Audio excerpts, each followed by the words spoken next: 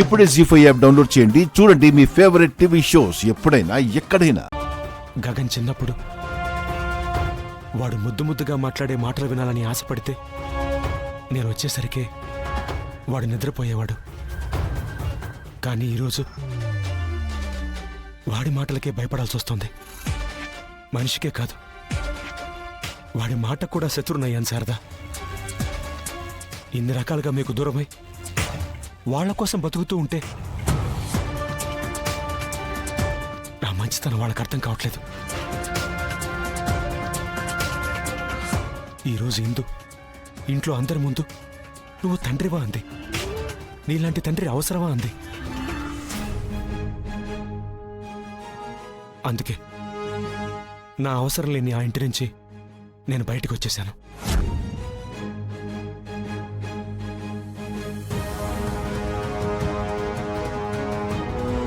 చాలు, వాళ్ల కోసం నేను బతికింది చాలు. నేనింక నీకు దూరంగా బతకలేను.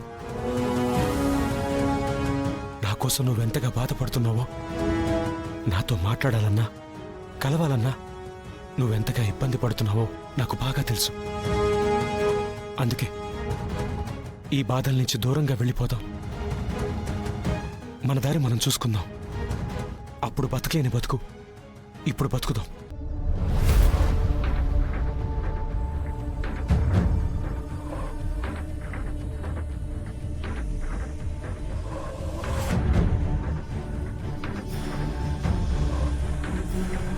పద శారదా.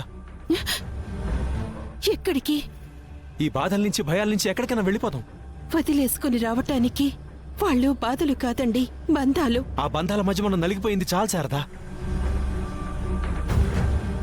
ఏం మాట్లాడుతున్నారండి? వదులుకొని వెళ్ళిపోవడమేంటి? వెళ్ళిపోదాం శారదా. సంతోషం తప్ప సమస్య లేని చోటికి వెళ్ళిపోదాం. మనకి మనం తప్ప ఎవరూ తెలియని చోటికి వెళ్ళిపోదాం. చూడు, నాకు నువ్వు, నీకు నేను ఉంటే చాలు. ఇంకా మిగిలిన జీవితమైనా నీతో కలిసి బతకని శారదా, ప్లీజ్. బిడ్డ వేలు పట్టుకునే వయసులో వదిలేసి మనవడి వేలు పట్టుకునే వయసులో వెళ్ళిపోదాం అంటున్నారా?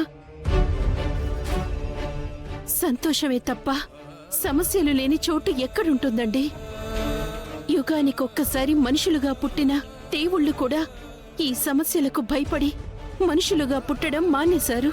శారదా, నేను చెప్పేది విను. నేను వాళ్ళని వదిలేసి వచ్చేశాను. నువ్వు వాళ్ళని వదిలేసి వచ్చేసే. ఏంటి? వాణ్ణి వదిలేసి రావాలా?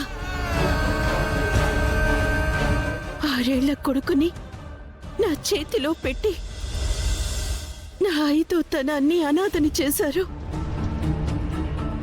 మీరు వదిలేసి వెళితే వాడు బతికిస్తే బతికిన ప్రాణమిది.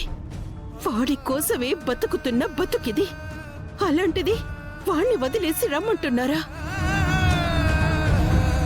జీ5 యాప్ డౌన్లోడ్ చేసి అన్ని ఎపిసోడ్స్ పూర్తి ఉచితంగా చూడండి.